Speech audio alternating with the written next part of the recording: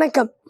என் பேர் கவிதா கிரி. நான் வந்து கோயம்புத்தூரில் பிறந்து அங்கே வளர்ந்து அங்கே படித்து என்னோட வாழ்க்கை ஆரம்பம் கோயம்புத்தூர்லேருந்து ஆரம்பிச்சது. எங்கள் அம்மா வந்து இப்போ ரிட்டையர்ட் நர்சிங் சூப்பர்டென்ட்டாக இருக்காங்க, கவர்மெண்ட் ரிட்டையர்ட் ஸ்டாஃப். அப்பா பேர் ராஜகோபாலன், அம்மா பேர் ஈஸ்வரி ராஜகோபாலன். நான் அவங்களுக்கு மூத்த பொண்ணாக பிறந்தேன். பிறக்கும் போதே சேலஞ்சில் தான் பிறந்தேன்னு வச்சுக்கோங்களேன். அப்போ ஆரம்பமே சேலஞ்சில் தான் இருந்தது. ஹாஸ்பிட்டலில் பிறந்தோடனே ஒரு 24 மணி நேரம் ஆனால் தான் உங்களுக்கு இந்த பொண்ணை கொடுப்போம் அப்படி சொல்லிட்டாங்க. வர்றதும் கிடைக்கிறது கடவுள்கிட்ட வேண்டிக்கோங்கன்னு. ஸோ அன்றைக்கே தெரிஞ்சிருக்கு போல இருக்குது, நம்ம ஒரு இடத்துக்கு வரணும், நம்மளால் நிறைய உதவிகள் ஆகணும், நம்ம நிறையா சாதிக்கணும் இந்த உலகத்தில். அங்கே படித்தோம். ஸ்கூல் வந்து பர்க் ஸ்கூலில் படித்தேன், 12th வரைக்கும் படித்தேன். அப்புறம் காலேஜ் பிஎஸ்சி ஆர்ட்ஸில் பண்ணேன். காலேஜ் போகும்போது ஒரு சுவாரஸ்யமான நிகழ்ச்சி நடந்தது. என்ன படிக்கணும்னு தெரியாமையே போனேன். சென்னை வந்திருந்தோம். அப்போ அப்பா சொல்லியிருந்தார், ஒரே ஒரு காலேஜில் தான் அப்ளிகேஷன் இருக்குது, அதுவும் ஒரே ஒரு டிபார்ட்மெண்ட்டில் தான் இருக்குது, உனக்கு அது ஓகேவா என்னன்னு எனக்கு தெரியல, நீ சொல் அப்படின்னார். நான் கேட்டேன் அதுக்கு பேர் என்ன அப்படின்னு. டிபார்ட்மெண்ட் வந்து ஸ்டாட்டிஸ்டிக்ஸ் அப்படின்னாரு. டேலி மார்க்கு தானே போடணும், பெர்மிட்டேஷன் காம்பினேஷன் தானே படிக்கணும், பரவாயில்ல படிச்சிருவேன், எனக்கு ரொம்ப பிடிக்கும் அப்படின்னு நான் சொன்னேன். அப்பாவே எனக்காக அப்ளிகேஷன் போட்டு ஃபில்அப் பண்ணி போட்டார். அது எதேர்ச்சியாக அதுவும் கிடச்சிது. ஒரு 3 வருஷம் வாழ்க்கை பிஎஸ்சி ஆர்ட்ஸ் கோயம்புத்தூரில் என்னோடய ஸ்டாட்டிஸ்டிக்ஸ் தொடங்கிட்டு ரொம்ப நல்லா இருந்தது. படிப்பும் எனக்கு ரொம்ப பிடிச்சிருந்தது. நம்ம ஸ்கூலில் படித்ததெல்லாம் விட காலேஜில் படித்தது எனக்கு ரொம்ப பிடிச்சது. நான் ரொம்ப மிடில் கிளாஸ் ஃபேமிலியிலேருந்து தான் வந்தேன். அந்த காலத்தில் அம்மா அப்பாவுக்கு வந்து நமக்கு ஒரு பொறி வாங்கி கொடுக்கணும்னாலும் பணம் இல்லாத வீடாக தான் இருந்தது. ஆனால் அதெல்லாம் எனக்கு புரிஞ்சது கிடையாது. பணம் அப்படிங்கிற ஒரு விஷயம் எனக்கு புரிஞ்சது கிடையாது. வாழ்க்கையில் சாதிக்கணும்னு இருந்தது. ஆனால் என்ன சாதிப்போம் அது போக போக தெரியும் இல்லையா. ஆனால் எங்கள் அப்பா வந்து எனக்கு ஒரு பயங்கரமான ரோல் மாடல்னு சொல்லலாம். அப்பாவை பார்த்தா சின்ன வயசுலேருந்து 8ஆம் கிளாஸ் வரைக்கும் எனக்கு அப்பா அப்படின்னா ஒரு பயம் கலந்த மரியாதை இருக்கும் அவர்கிட்ட. அப்பாவோட பைக்கு சத்தம் அங்கே கேட்டுச்சுன்னா இங்கே நடுங்கி தள்ளிடுவோம். அவர் இத்தனைக்கும் எங்களை மிரட்டினது கிடையாது, திட்டுனது கிடையாது, ஏன் படிக்கலைன்னு கேட்டது கிடையாது. அவர் பார்த்தா ரொம்ப பிடிக்கும் எனக்கு. ஆனால் அதை சொல்கிறதுக்கும் கொஞ்சம் பயம். அதுக்கு பேர் என்னன்னு இன்றைக்குமே எனக்கு புரிஞ்சதில்லை. அப்பா வந்து சாதிச்சுட்டு வந்ததை டெய்லி அம்மா கிட்ட சொல்லுவார் ராத்திரி. அதை கேட்குறதுக்குன்னே நான் வந்து தூங்காமல் படுத்துட்ருப்பேன். அவர் என்ன கதை இன்றைக்கி சொல்ல போகிறார் அப்படின்னு. அவர் டெய்லி வந்து சொல்லுவார், நான் இன்றைக்கி 750 வண்டி விற்றேன். அவர் மார்க்கெட்டிங்கில் இருந்தார். ஸோ 750 வண்டி விற்றேன் அப்படின்னு சொல்லுவார். அப்போல்லாம் எனக்கு 750 வண்டி விற்குமா, அது எப்படி முடியும், அது எப்படி சாத்தியம், ஒரு மாதத்தில் இவ்வளோ விற்க முடியுமா, இவ்வளோ வியாபாரம் பண்ண முடியுமா, அப்போது ரொம்ப கேட்கணுமா இருக்கும் எந்திரிச்சு, எப்படி பண்ணுறீங்க, இதை எப்படி கொண்டு போகிறீங்க. அப்போது ஒரு நாள் எங்கள் வீட்டில் வந்து அம்மா கிட்ட பேசுகிறதுக்கு, அம்மா காலையில் போனாங்கன்னா ராத்திரி தான் வருவாங்க. ஸோ அம்மாவை பார்க்குற டைமும் கம்மியாக தான் இருக்கும், அப்பாவை பார்க்குற டைமும் கம்மியாக தான் இருக்கும். ஹாஸ்பிட்டலில் வேலை செஞ்சனால விடிய காத்தாலே கிளம்பி போயிடுவாங்க. அப்புறம் நாங்கள் ஸ்கூலுக்கு போயிடுவோம். நாங்கள் திரும்பி வரும்போது அம்மாவோட ஈவினிங் ஷிஃப்ட் டியூட்டி வந்துடும். ஸோ இப்படி ஷிஃப்ட் பேஸஸில் அம்மாவும் இருக்க மாட்டாங்க. ஸோ என்றைக்காவது அம்மா வந்து ஆஃப் ஷிஃப்ட்டில் இருக்கும் போது மெதுவாக அம்மா கிட்டே கேட்போம், ஒரு நாள் அப்பா கிட்டே இதை கேளுங்களேன், இதை எப்படி பண்ணுறாருன்னு. ஸோ எங்கள் அம்மா சொல்லுவாங்க, ஸோ நீ தூங்காமல் நீ வந்து அவர்கிட்ட கதை கேட்டுட்ருக்க அப்படின்னு சொல்லுவாங்க. அது ஒரு க்யூரியாசிட்டின்னு சொல்லுவான் இல்லையா இங்கிலீஷில். எனக்கு வந்து பிறந்ததுலேருந்தே அது இருக்குது. கடவுள் படைக்கும் போதே ஒரு க்யூரியாசிட்டின்னு ஒரு பட்டனை வச்சு படைச்சிட்டான் என்னைய. அது வந்து அந்த சின்ன வயசுலேருந்தே எனக்கு இருக்குது. இந்த க்யூரியாசிட்டியில் வந்தது தான் மார்க்கெட்டிங் அண்ட் சேல்ஸ். அது என்னோடையே இன்றைக்கி வரைக்கும் இருக்குது. அது என்னன்னு தெரிஞ்சுக்கிற ஒரு இது இன்றைக்கி வரைக்கும். எதுவாக இருந்தாலும் அது அப்படின்னா என்ன, இதை ஏன் நான் செய்யணும், இதை ஏன் அவங்க செய்ய மாட்டாங்க, ஏன் செய்யக்கூடாது, ஏன் என்ன எதுக்கு அப்படிங்கிற ஒரு கேள்வி என்னுள்ள என்றைக்குமே என்னோடையே தொடர்ந்து வருது. என்னோடய படிப்பு முடியும் போது எனக்கு காலேஜ் பிஎஸ்சி ஆர்ட்ஸில் பிஎஸ்சி ஸ்டாட்டிஸ்டிக்ஸ் பண்ணேன்.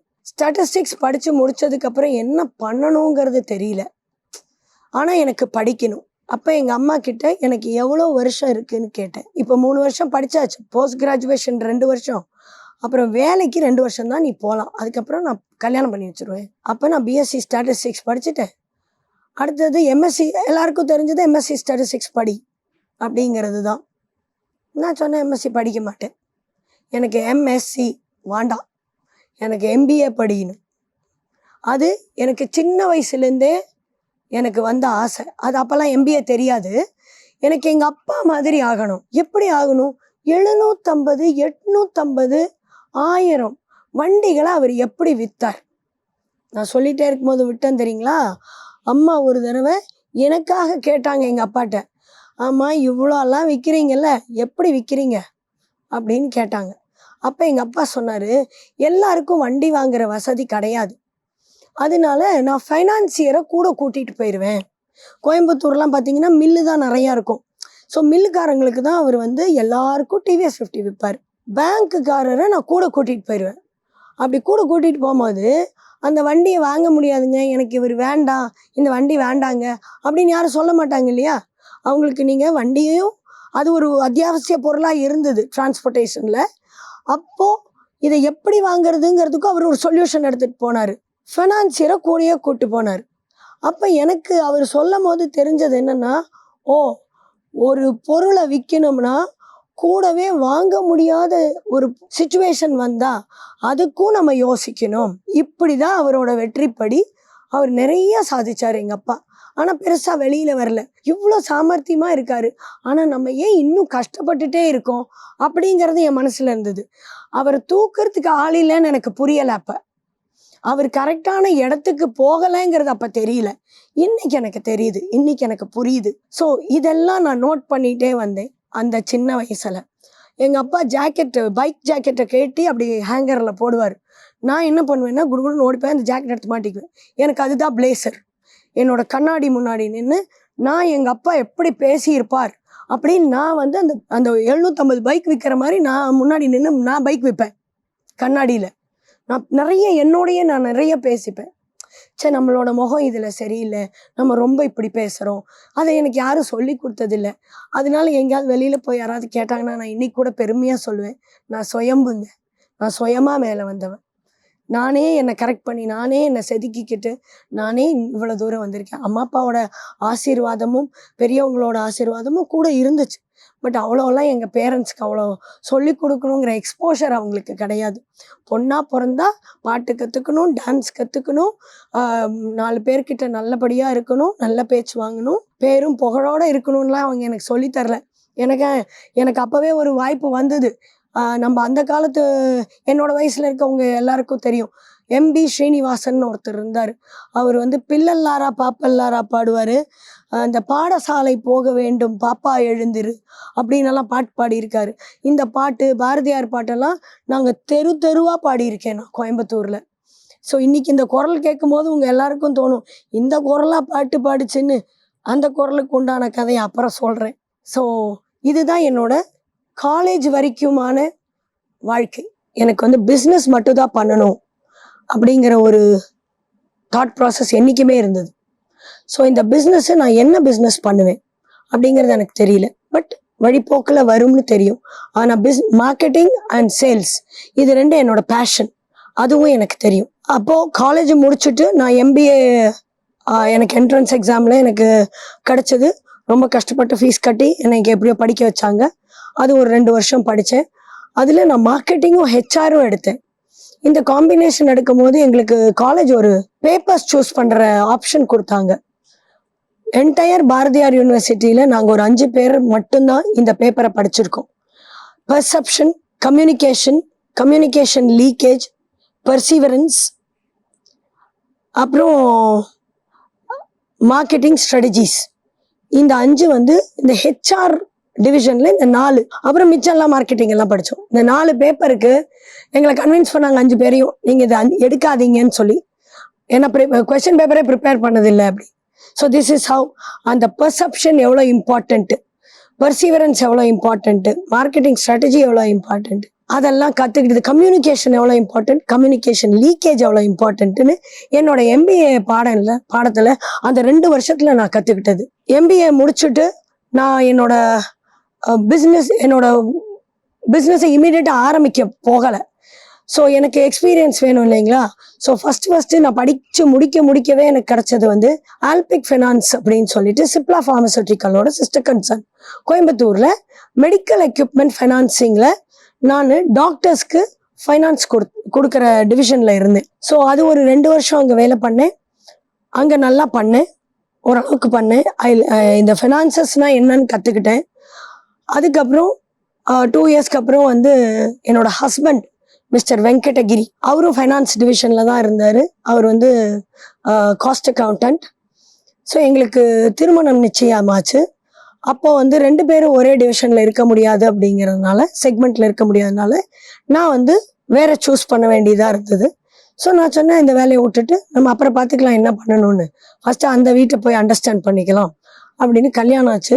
ஒரு 3 மாதம் அப்புறம் வந்து ஐ ஜாயின்டு ஏர்செல். வந்து அப்போ ஸ்ரீனிவாஸ் செல்காமாக இருந்தது.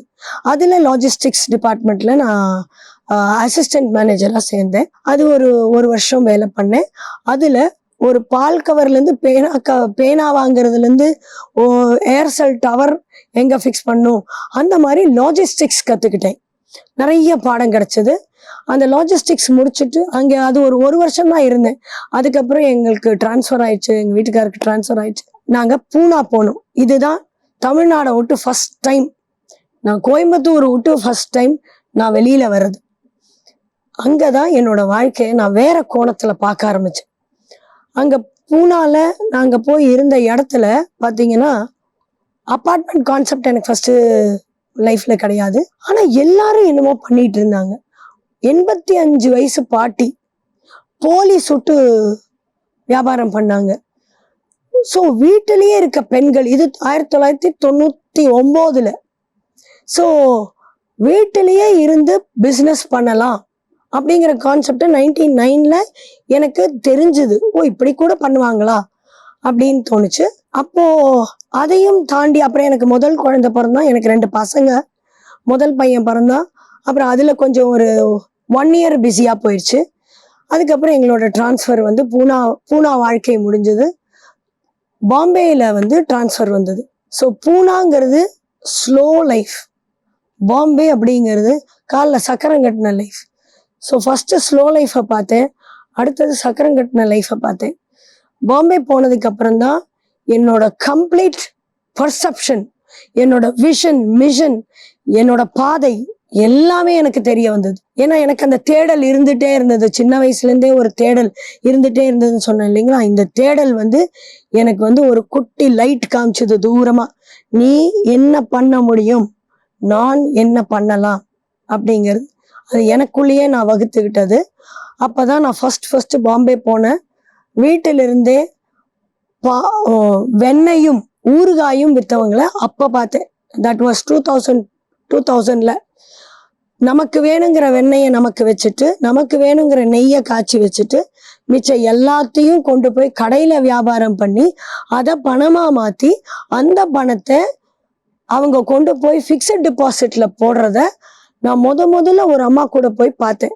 அவங்க வந்து அந்த ஊரை சார்ந்தவங்க. ஸோ எனக்கு பிஸ்னஸை இப்படியும் பண்ணலாமா அப்படிங்கிற ஒரு கோணத்தை அவங்க எனக்கு காமிச்சாங்க. அப்புறம் இன்னொரு நட்பு கிடைச்சது.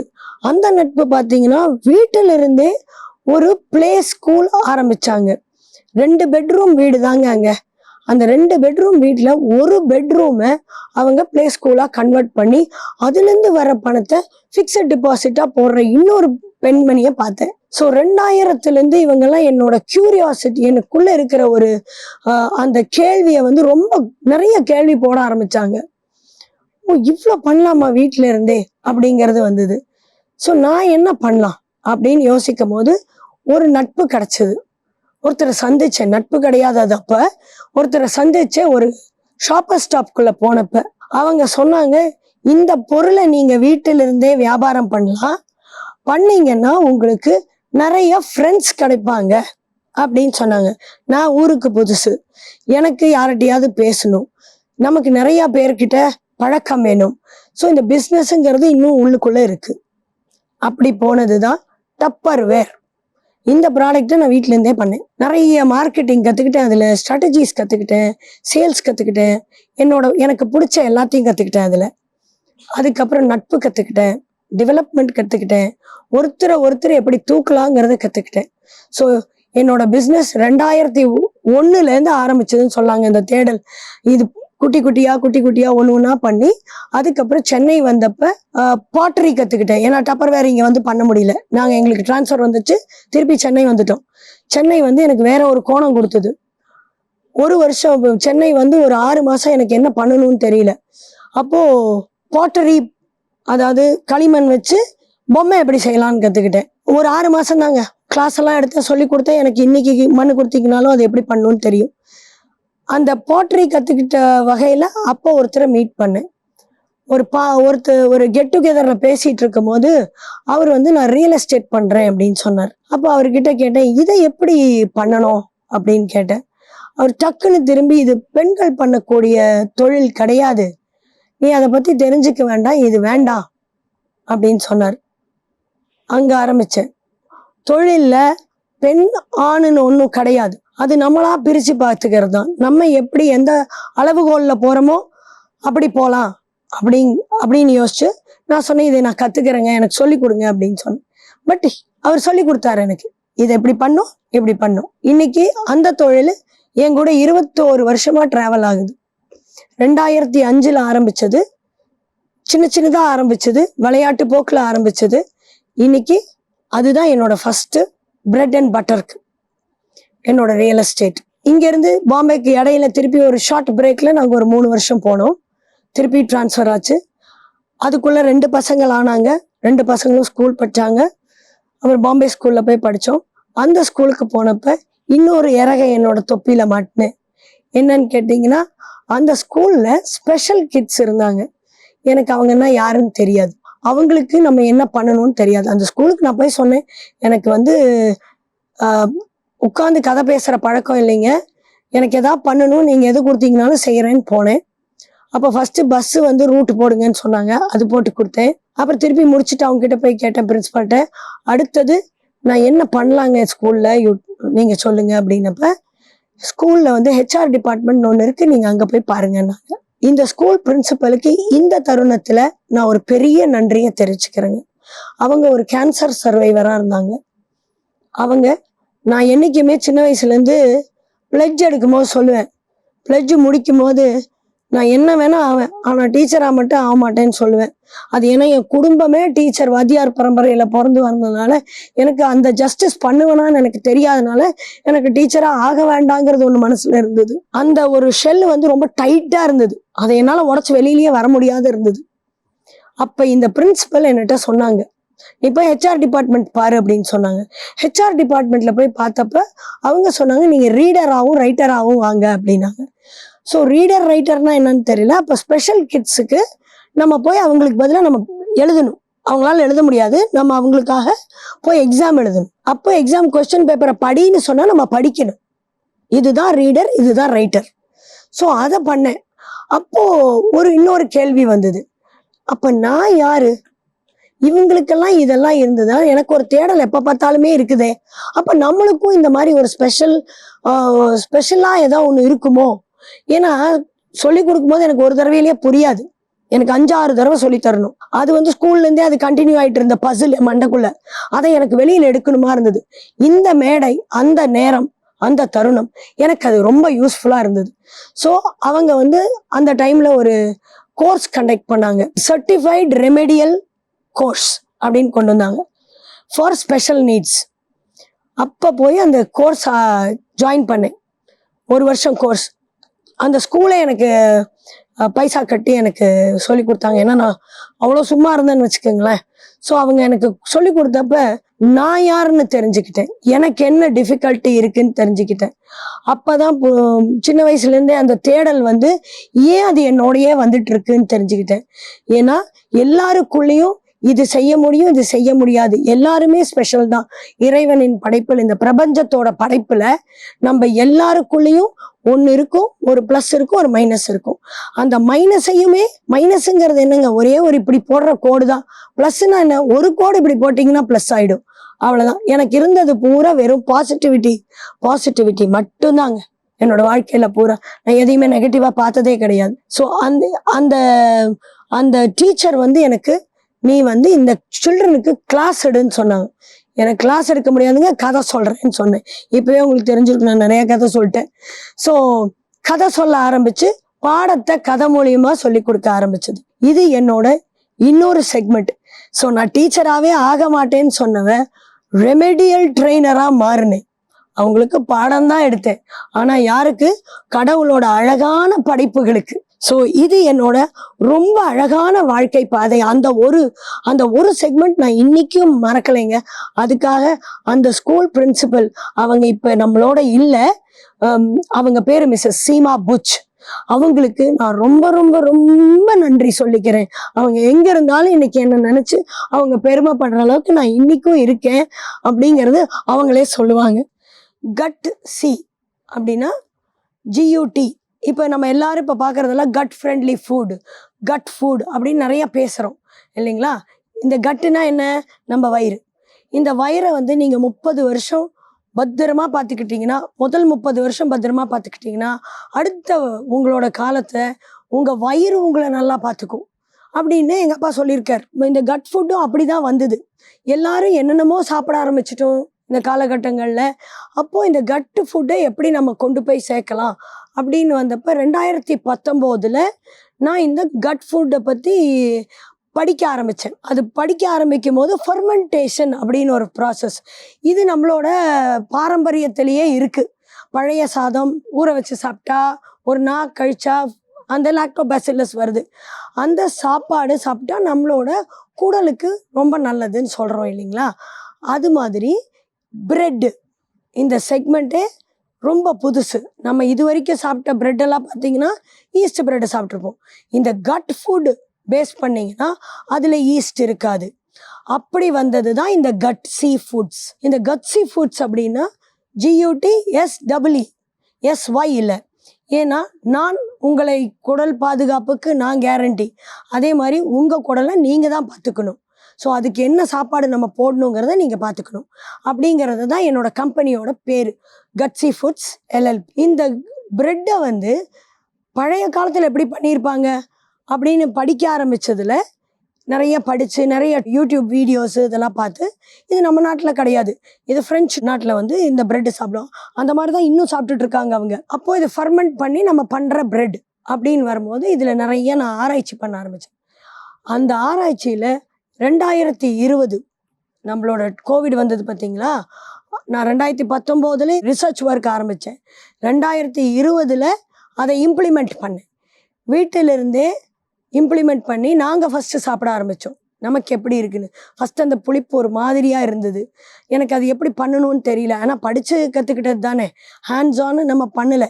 அது பண்ண வந்து இவ்வளோண்டு மாவு போட்டால் இவ்வளோ மாவு ஆகிடும், அந்த மாதிரிலாம் ப்ராப்ளம்ஸ் இருந்தது. பட் நிறையா நான் கற்றுக்கிட்டேன். அப்போது ஒருத்தங்க சொல்லி கொடுக்கறதுக்கு ஆன்லைனில் போட்டிருந்தாங்க வெளிநாட்டில். ஸோ அவங்கக்கிட்ட நான் கற்றுக்கிட்டேன் எப்படி இதை பண்ணணும், புளிச்ச மாவை எவ்வளோ யூஸ் பண்ணணும், எப்படி பண்ணணும்னு. ஸோ இந்த கட்ஸி ஃபுட்ஸில் பார்த்தீங்கன்னா பிரெட்டு வந்து நம்ம இயற்கை முறையில் தயாரிக்கிற பிரெட்டு, அதுவே ஃபர்மெண்ட் ஆகி அதுவே இயற்கையாக வர்றது. 24 மணி நேரத்துலேருந்து 36 மணி நேரம் வரைக்கும் அதை ஸ்லோ ஃபர்மெண்ட் பண்ணி பண்ணுற பிரெட்டு தான். இப்படி தான் என்னோடய கட்ஸி ஃபுட்ஸ் வந்தது.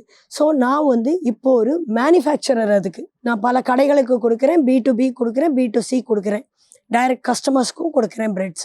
இந்த பிரெட்டு சாப்பிட்றதுல நிறையா பேருக்கு நன்மைகளும் வந்திருக்கு. இது வரைக்கும் நான் கற்றுக்கிட்டு வந்தேன் பார்த்தீங்களா, மார்க்கெட்டிங்கு, பெர்செப்ஷனு, கம்யூனிகேஷன், இதை எல்லாத்துலேயும் நான் இன்றைக்கி போட்டு இந்த கட்ஸி ஃபுட்ஸ்லேருந்து நோவா அப்படிங்கிற ஒன்றை உருவாக்குனேன்.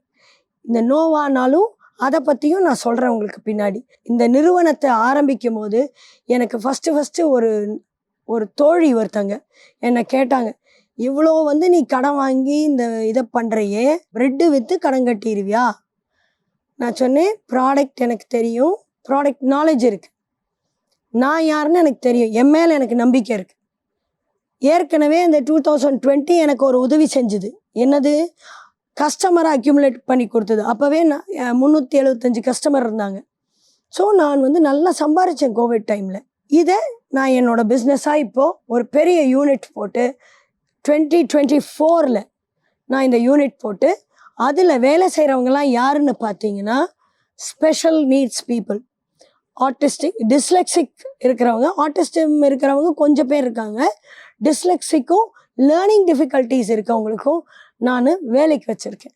அவங்களுக்கு வந்து பார்த்திங்கன்னா ஒரு இன்ஸ்ட்ரக்ஷன் தான் எடுக்க முடியும். பட் அவங்க தான் என்னோட கூட நின்று நாங்கள்லாம் இந்த கட்ஸி ஃபுட்ஸை தூக்கிட்டு போகிறோம். இந்த கட்ஸி ஃபுட்ஸ் எடுத்துகிட்டு போகிற வழியில் தான் நான் நிறையா பேரை சந்தித்தது. பிஸ்னஸ் வீட்டிலேருந்து பண்ணுறவங்கள எப்படி வெளியில் கூட்டிகிட்டு வர்றது, அப்போ இதுக்கு நிறைய ஆப்பர்ச்சுனிட்டி இருக்குது. நான் வீட்டிலேருந்து தானே ப்ரெட்டு பண்ணேன், அப்போ இன்றைக்கி வெளியில் வந்திருக்கேன் இல்லையா, அதுக்கு வேணுங்கிறது ஒரு சின்ன தைரியம் தான், பிஸ்னஸ் பண்ணக்கூடிய தைரியம். அதுலேருந்து பிறந்தது தான் Nova, and inclusive women expo. இன்க்ளூசிவ்னு சொல்கிறது எப்படின்னா, ஆண் பெண் பாகுபாடு கிடையாது. இந்த நோவாவில் ஆண்டர்ப்ரனர்ஸை எம்பவர் பண்ணுறோம். நான் கட்ஸி ஃபுட்ஸ் எப்படி வந்ததுன்னு சொன்னேன் இல்லைங்களா, இந்த ப்ராடக்டில் ஒரு முக்கியமான விஷயம் இருக்குது. யாரெல்லாம் சாப்பிட்லாம், நம்ம குடல் பாதுகாக்கிற எல்லாருமே சாப்பிட்லாம். அது மட்டும் இல்லாமல் டயபெட்டிக் பேஷண்ட்ஸ் தைரியமாக பிரெட் சாப்பிட்லாம். எபிலெப்டிக் பேஷண்ட்ஸ் இருக்காங்களா, அவங்களுக்கு நீங்கள் கொடுக்கலாம். அதே மாதிரி எங்கள் யூனிட்டில் ரிஃபைன்டு மைதா யூஸ் பண்ண மாட்டோம். ரிஃபைண்டே எதுவுமே கிடையாது, மைதா கிடையாது, ரிஃபைண்ட் ஆயில் கிடையாது, எதுவும் கிடையாது. அதனால் நீங்கள் தைரியமாக சாப்பிடலாம். அந்த ப்ரெட்டில் என்ன இருக்குன்னா, மாவு, உப்பு, தண்ணி, அவ்வளோதான். இவ்வளோதான் சேர்ந்தது அந்த பிரெட்டு. இந்த பிரெட்டு சாப்பிடும்போது உங்களுக்கு சுகர் லெவல் ஹைக்கப் ஆகாது. ஏன்னா அது கிளைசிமிக் இண்டெக்ஸ் ரொம்ப கம்மியாகிடும்.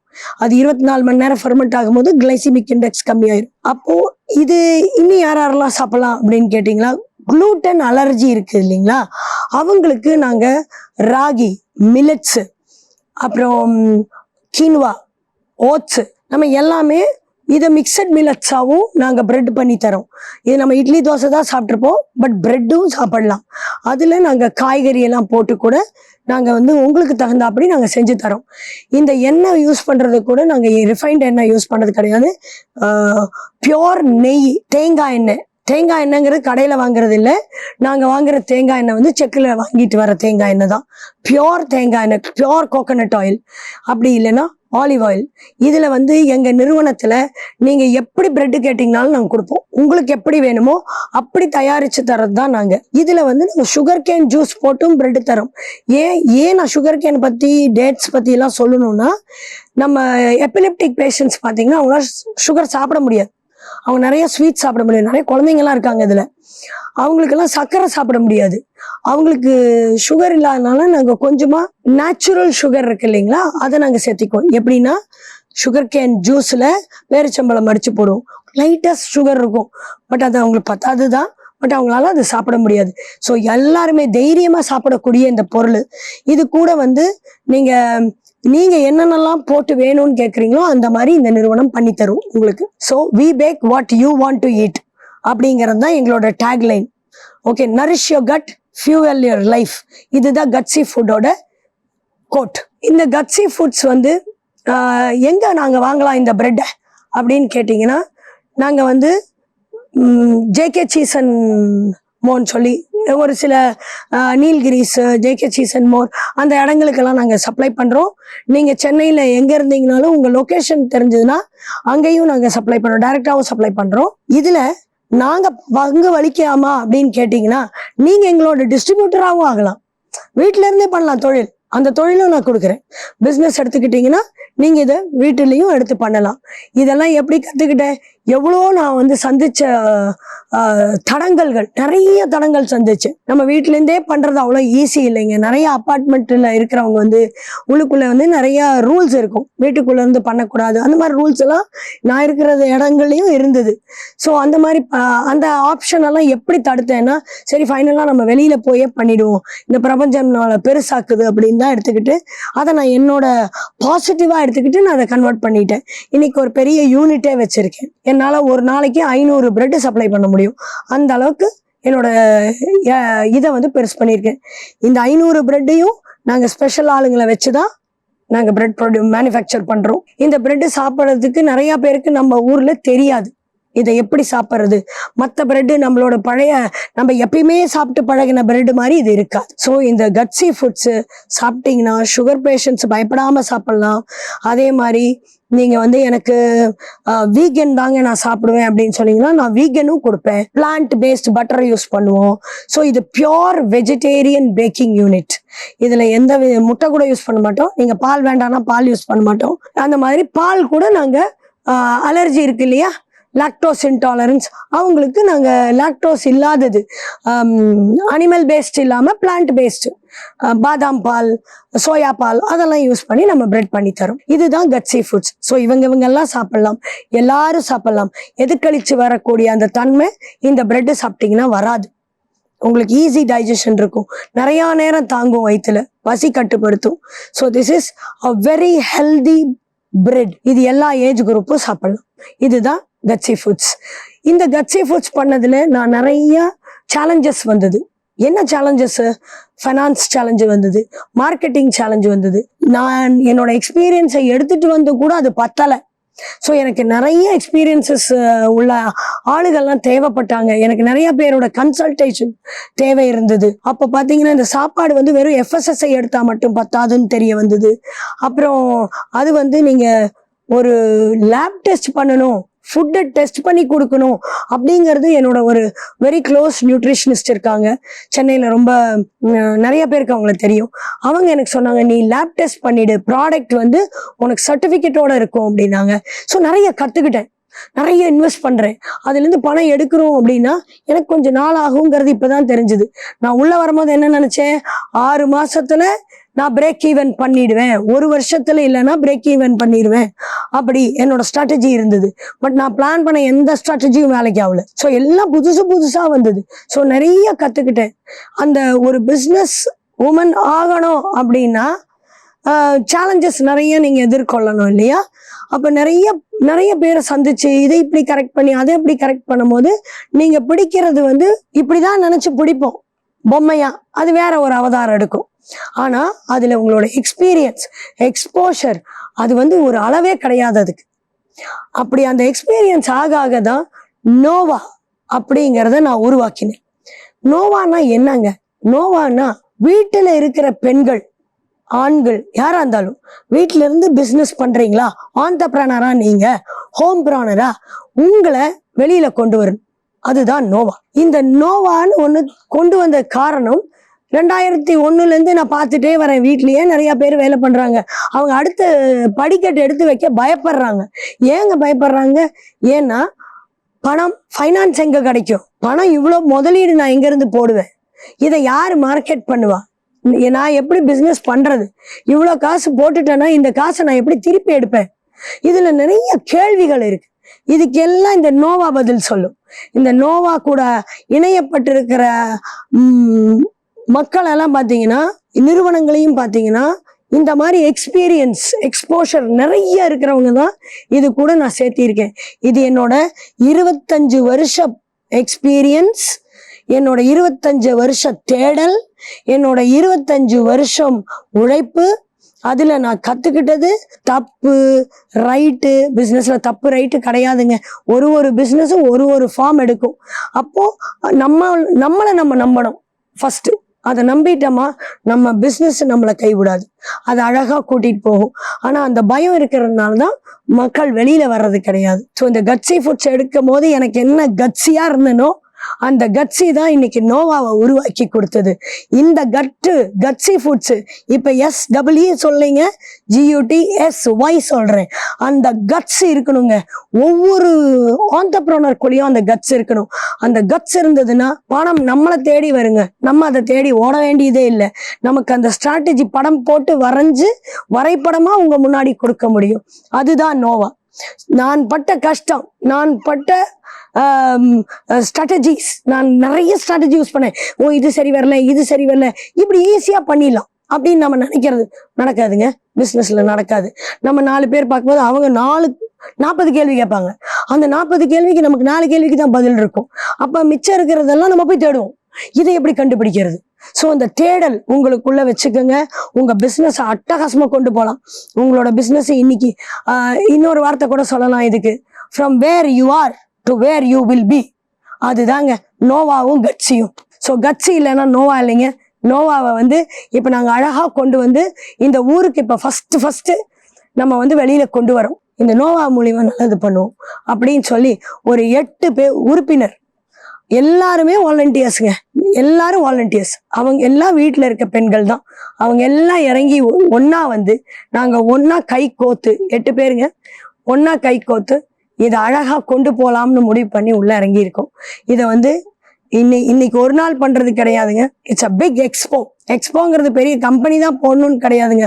ஒவ்வொரு பெண்களும் சிறு தொழில் பண்ணும் போதும் ஒவ்வொரு ஆண்களும் வேலை இல்லைன்னு சொல்லாதீங்க. நிறைய வேலை இருக்கு. நம்ம வீட்டிலேருந்தே நிறைய பேர் வேலை செய்யலாம். பெண்கள் மட்டும்தான் வீட்டிலேருந்து வேலை செய்யணும்னு கிடையாது, ஆண்களும் பண்ணலாம். நீங்கள் வீட்டிலேருந்து சப்போர்ட் பண்ணி கொண்டு வர ஒவ்வொரு பிஸ்னஸையும் அழகாக கொண்டு போகலாம். நோவானா என்னன்னு சின்னதாக சொல்லிக்கிறேங்க. நோவா அப்படிங்கிறது வந்து ஒரு பிரைட் லைட், குட்டி ஸ்டார் பெரிய லைட், அதுதாங்க நோவா. அது வந்து ஒரு ஆர்க் போடுங்க, that is your turning point. So Nova the arc. அந்த நோவாக்கு ஸ்பெல்லிங் வேற, இந்த நோவாக்கு ஸ்பெல்லிங் வேற. குட்டி star but the brightest star ever. அந்த மாதிரி ஒவ்வொரு குட்டி ஸ்டார்ஸும் உங்கள் வீட்டில் இருக்க stars, you are the biggest star in your house. எல்லாரும் வெளியில் வாங்க, எல்லாரும் பிஸ்னஸ் பண்ணுங்க. இக்கானமி ஆஃப் த கண்ட்ரி அதுவும் டெவலப் ஆகும், வீட்டோட இக்கானமியும் டெவலப் ஆகும். பெண்கள் ஆண்கள் எல்லாரும் சாதிக்கலாம். பயப்படாதீங்க. பிஸ்னஸ் பார்த்து, பிஸ்னஸ் இஸ் அ சேலஞ்ச்.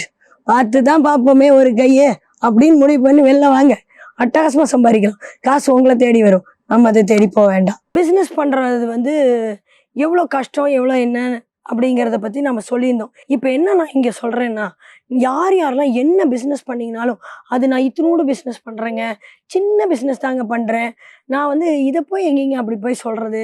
நான் ஒரு சிலர்லாம் இருக்காங்க, நான் வந்து பிஸ்னஸ் பண்ணுறேன்னே வெளியில் சொல்லக்கூடாது, அந்த மாதிரிலாம் நினைக்காதீங்க. அப்போ வளரவே முடியாது. ஸோ அப்போ சின்னதோ பெருசோ நம்மளோட பங்கு நம்ம வீட்டுக்கு இருக்குது, அவ்வளோதான். சின்ன பிஸ்னஸ்ன்னு நம்ம நினைக்கக்கூடாது. நம்ம நினைக்கிறது சின்னதுன்னு சொல்லிட்டா அடுத்தவங்க கேட்கும் போது அந்த சின்னது அப்படிங்கிற வார்த்தை மட்டும்தான் கேட்கும். எதுவுமே சின்னது கிடையாதுங்க. நம்ம நினைப்ப முதல்ல சேஞ்ச் பண்ணிட்டோம்னா எதுவும் சின்னதாக இருக்காது. நமக்கு ஒரு உடச்சி வெளியில் வரணும். ஒரு சட்டிக்குள்ளேயே ஓடுவோம். அதுக்கு ஒரு தமிழில் பழமொழி இருக்கு இல்லைங்களா, குண்டு சட்டிக்குள்ளேயே குதிரை ஓட்டுவோம்னு சொல்லுவோம்.